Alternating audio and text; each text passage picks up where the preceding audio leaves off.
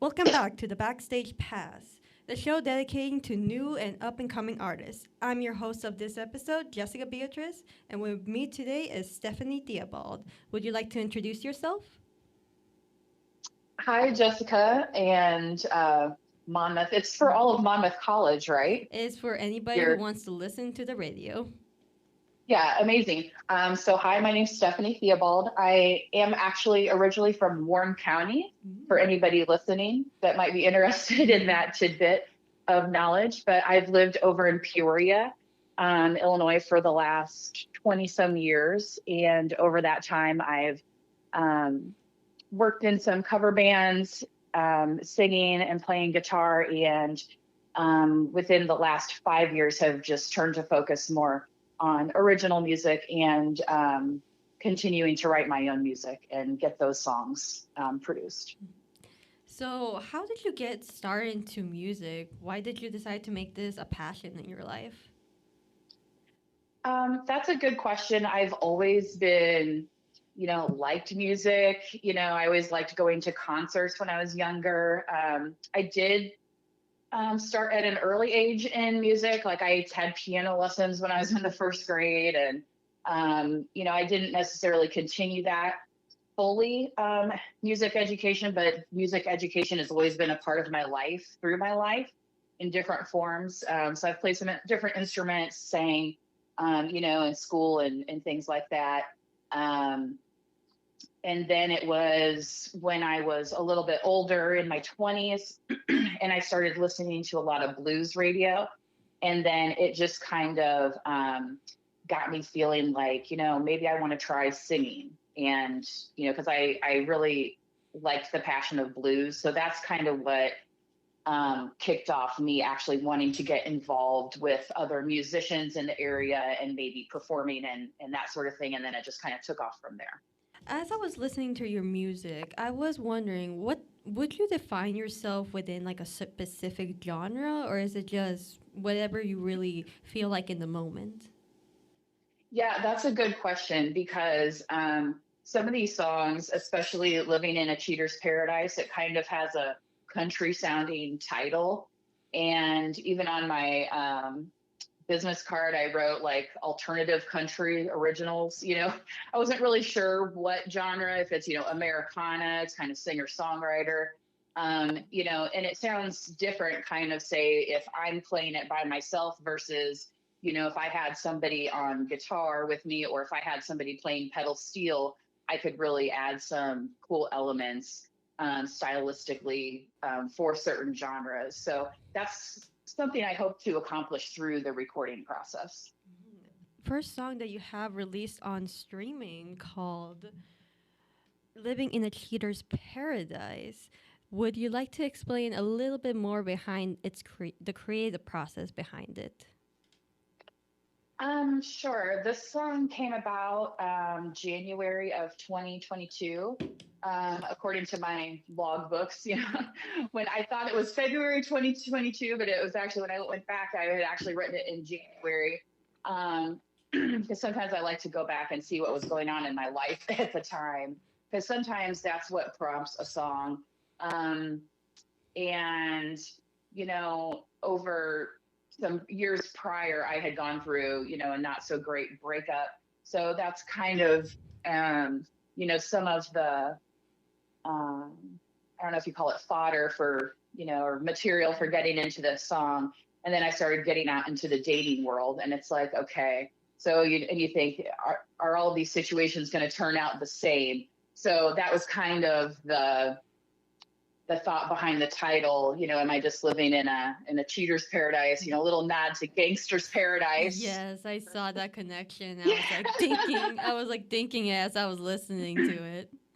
Well, there's gangster's paradise, there's cheeseburger in paradise, and I was like cheater's paradise. I'm like, well, maybe hey, that might catch on for the title, and then once people start listening, maybe they'll like the song as well.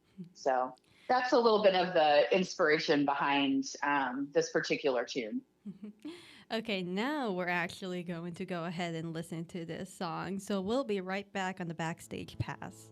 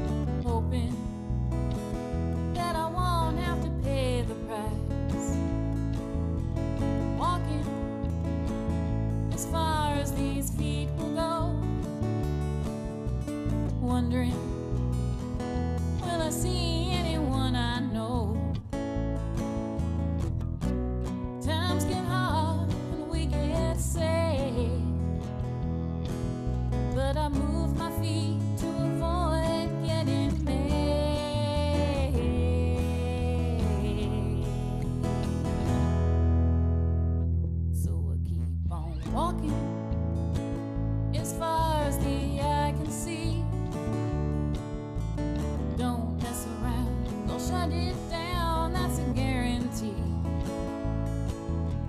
Finally, I can see I'm on my way. Double down, any bets on me, all taken today. They say love is one big gamble. Treat 'em right, there's no need for a preamble. Oh, oh, oh.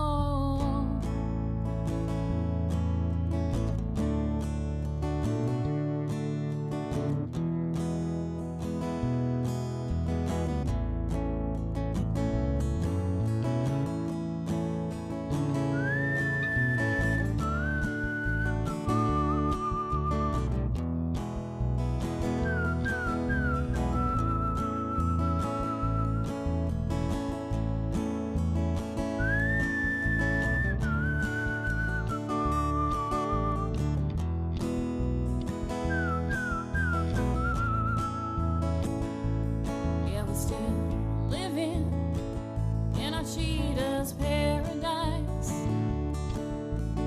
Every day, our hearts, they pay the price. Walking or running wild and free. Never ever get those dirty looks in me.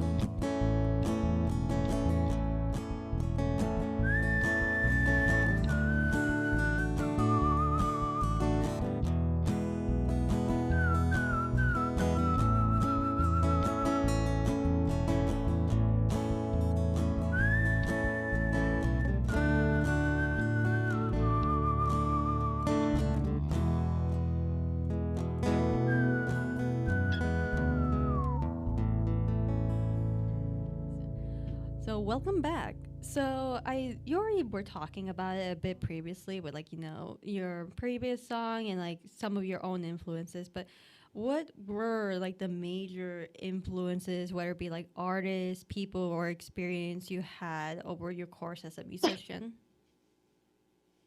Yeah, I mentioned, the blues radio, specifically here in Peoria. It's like the Peoria Bloomington station is WGLT.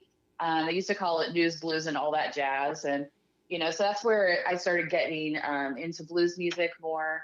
And then, it got me into singing.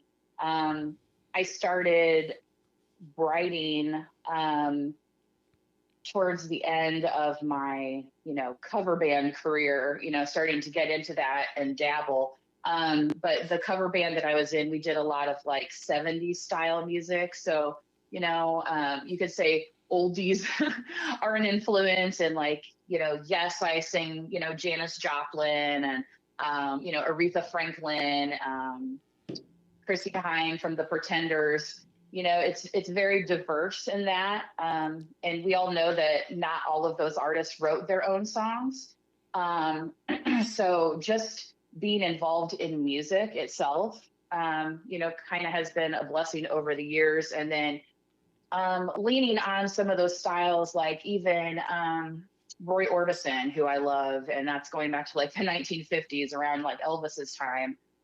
He was somewhat of an unconventional songwriter where he didn't follow necessarily patterns in songwriting. So that also kind of gave me a little bit of, it helped propel that artistic license forward to kind of try something different and not just, and I hate to say it like this, like not just recreate another piece of music that somebody's already done, but kind of then maybe put some of their elements of influence into it.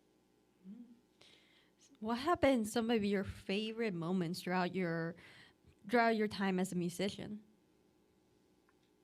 Some of my favorite moments have just been playing, it's really fun when you're able to get on the big stage, like our cover band. We were called the Midnight Special, and we still have a Facebook page out there. And I do have some videos on my Ophelia's Band channel of me singing, like Natural Woman, written famously by Carole King, but made into a huge hit by Aretha Franklin. We did that song. Um, and, having a big band up there to support you and to make it sound as full and as cool as it can, like those are really like special moments for me in music, especially when I'm working with other musicians. The recording process is a little bit different and you never know kind of what you're going to get. But some of the folks that I've worked with so far, especially the two gentlemen that helped, that recorded the bass part and the guitar part, actually, on Living in a Cheater's Paradise. I didn't give them a ton of direction. I kind of just said, this is kind of what I want out of the track. And then they, composed their parts, sent it over to me, not knowing if I would like it or not. And it's like, wow, this actually fits really well together. So it's working with musicians, but like in a different, format, because you're making your own kind of model for somebody else to follow instead of, you following a model kind of thing. A little bit of a, I guess, going off sidetrack a bit, I do really like how you're constantly like giving credit to like others or like kind of mentioning like about doing covers and such. Mainly because as throughout my own time here at the radio, I have learned so much about like what goes behind like music production, especially for someone who has mainly listened to mainstream music. So whenever I can, I do try to like bring up like, especially when I'm on air. I always try to like bring up or like mention people who made this song so that people are kind of like aware of like all the details that go behind it. Yeah, it can be pretty, lengthy process, but, when I got the idea, I just started writing, and I'm kind of somebody who follows that, they call it like automatic writing, like don't overthink it. So if there's, people that are out there trying to craft songs, just keep writing. And, you can always go back and scribble out those words or change them to something that rhymes later. It's like most important to get that idea out there. And for me personally, which this is like a special music moment in my life, is when I'm able to actually write out a song and it's like, wow, I didn't really have to change very much. And that means that I'm just tapped into what I'm supposed to be doing musically. So they're precious, rare moments that are very fulfilling. And then it kind of just gives you the basis for, it's like, okay, now where are you going to take this? Because it's like, now you start thinking, it's like, do I want a drummer on this track? Do I want this pedal steel? Who do I know who can play that and really like bring some life into it? You know what I mean? Like those are the kinds of things that you start thinking about when you're talking about producing your own music. And as you mentioned, how you have those special moments, you probably have experienced some difficult moments. So, what have been like the most difficult experiences of being a musician? I would say rejection is the number one thing for me that has been difficult to deal with, especially like, I had been in a cover band for many years. I had done some original music in another band for a couple years that was mildly successful. And, when you're doing stuff on your own and rebranding yourself, you're essentially starting from scratch. So it kind of knocks you down a peg in a way that you think you don't deserve, but in the same way, it's like, why should so-and-so be listening to you? You know what I mean? Like they have a right to their opinion, but as a musician, you want to say to somebody like, I have all this experience, but it's the same as kind of like going for a job interview. It's like, you could have a lot of experience, but if you're not the right fit at the right time. And I think that's something to remember too, as well, about music, is that it is subjective to the listener. And that's why we have so many different genres, right? You know what I mean? You have people that say like, oh, I love hip hop, or I love country, or you know what I mean? And then there's people be like, oh, I'd never listen to that station. So it's kind of been especially if you're not like making a lot of money from it or something like that. You know what I mean? It's like when you're not always seeing those tangible results, you really have to motivate yourself more than, say, what you might expected normally, I guess. Yeah, that's very understandable. I'm also like slowly going into the process of like starting off my own career. And also I'm also as a hobby, I'm an artist myself, but it's like definitely it's like that fear or like being rejected that's like still very like difficult to swallow, but it's like it's really just a part of the process, and eventually there's gonna be someone out there who is like, yeah, this is good. I want to hear more of this. Right. Right. You have to believe in your own product, right? It's very important, because if you're completely reliant on the opinions of other people, you'll quit like Yes. yesterday. You cannot rely on that at all. Okay. So yeah, you kind of have to develop like if you thought you had a thick skin, you might need another layer of thick skin after that. It's just kind of one of those things. So definitely don't give up on your passion. And I mean, I know people that have taken breaks over time. And like I haven't even picked up my guitar in the last month, but I have a gig coming up next month, so I need to like get my fingers working again to practice and stuff like that. But yeah. Nice.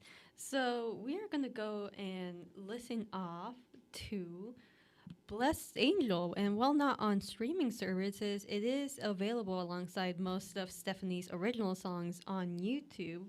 So would you like to also, kind of like the first song, explain a little bit behind like its production and its meaning to you?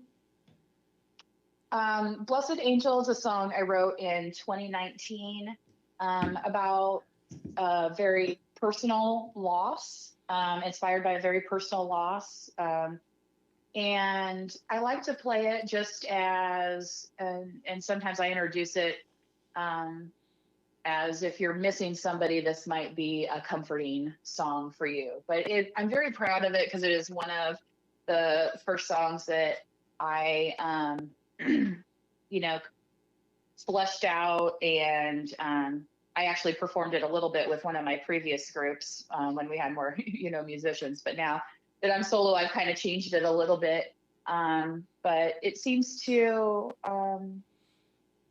be appreciated, and it's just funny. It's just one of those things. It's like I never thought I would write that song, but I did. And when I play it, people seem to respond. So it's just like you just keep doing it. Okay, so we are gonna go ahead and play it right now. So we'll be right back. I hope you have something too.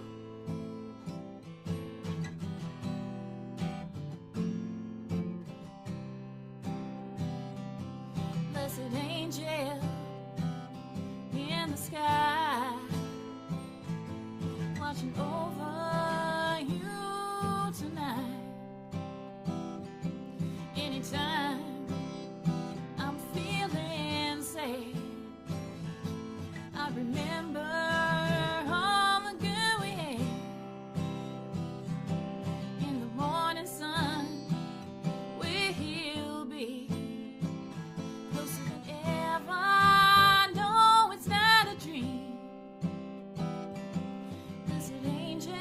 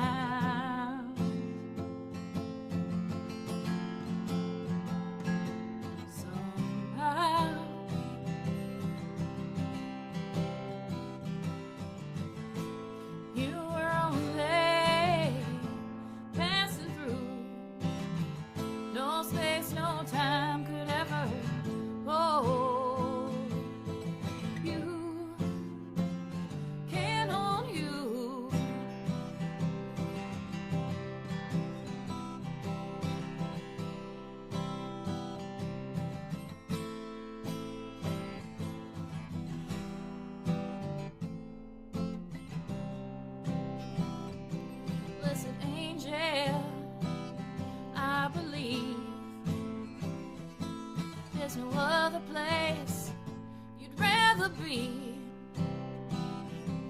than to carry us through the night, lead us to the morning light. You are with us, it ain't no lie. You were born to help us survive. It's all over now. We'll get through this somehow.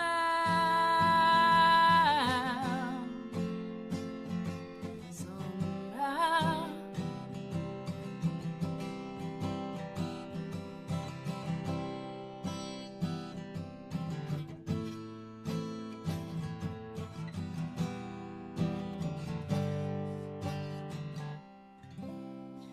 Okay, so we are right back on the Backstage Pass. So here on the Backstage Pass, we have a fun little question we like to ask our interviewers or interviewees. I'm the interviewer.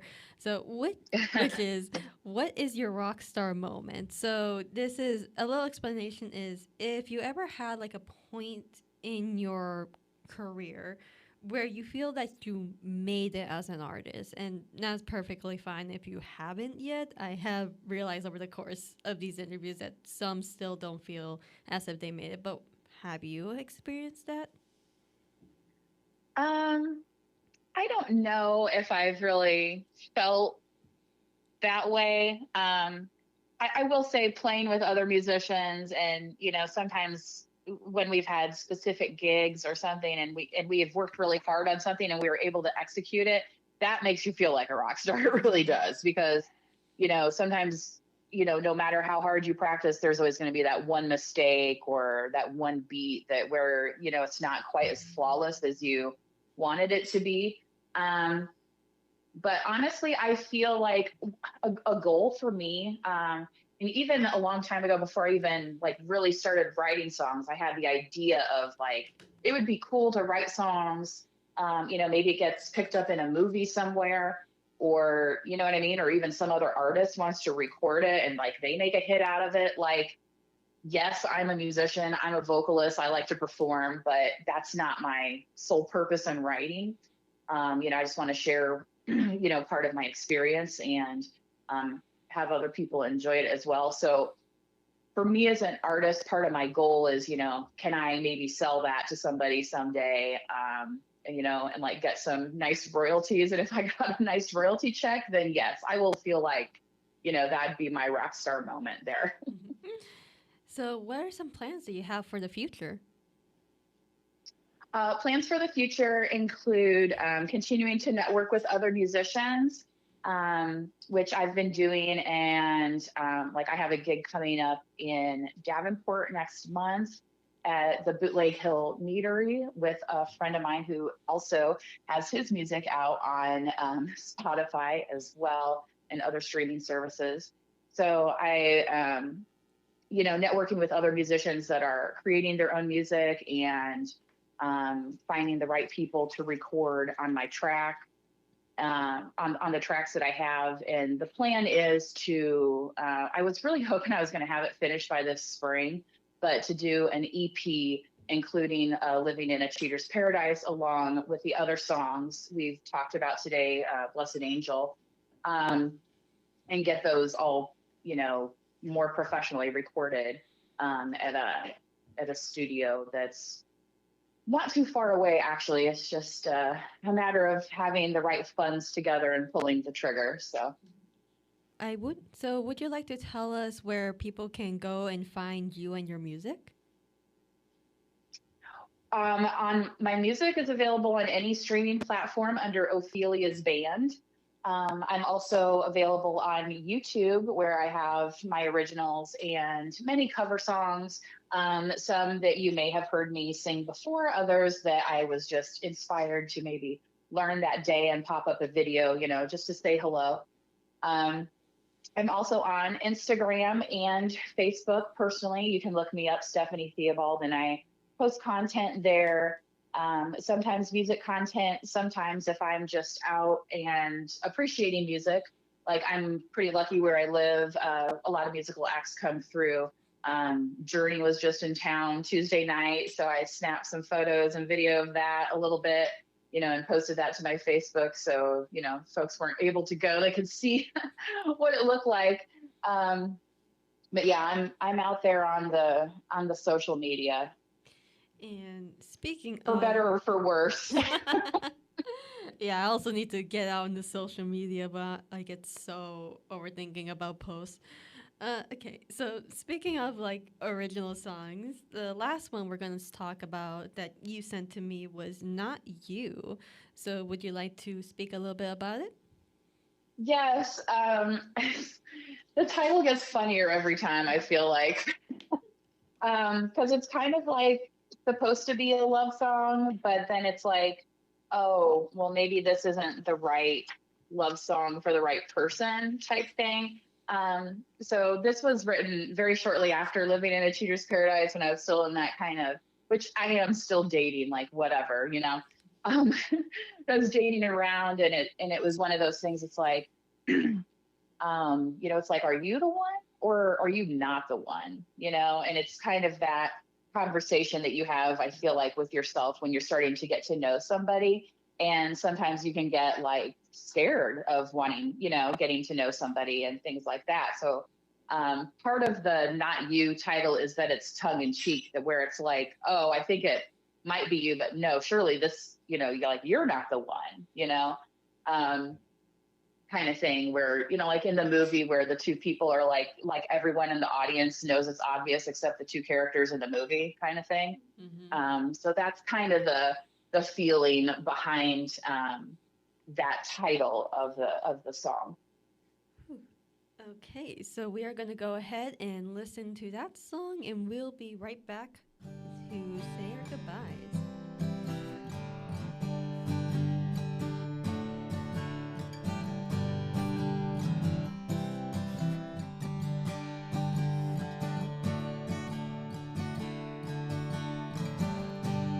It's okay if we don't get along.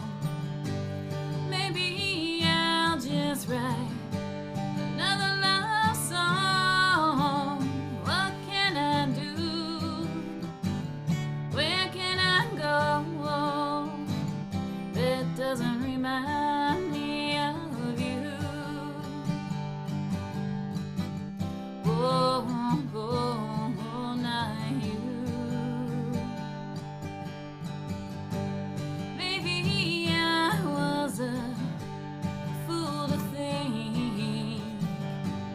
think that I could commune with you. What can I do? Where can I go that doesn't remind me of you? Oh, not you. I just wanted one of my own, and I just thought, well, maybe you, not you.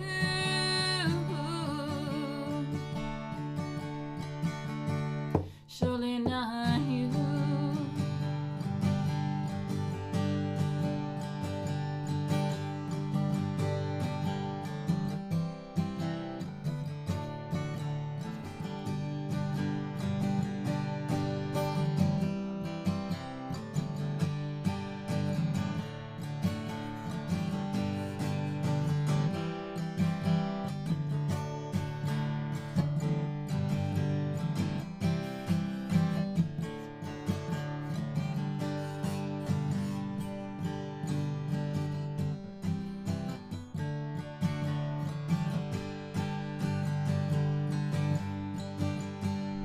It's not often that love comes through.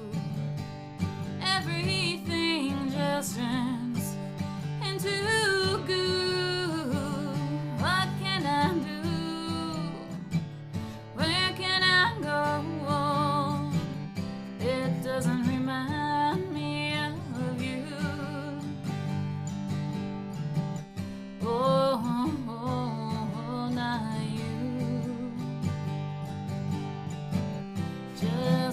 forget about you. And we are back. So to wrap up this episode, I'd like to thank Stephanie Theobald for coming on to the show and discussing her music with us. Thank you for having me. This has been a lot of fun. And thanks to everyone for listening to the Backstage Pass. And tune in for more new and upcoming artists and their music on WPFS 105.9 Proud Fighting Scots Radio. Bye. Go Fighting Scots.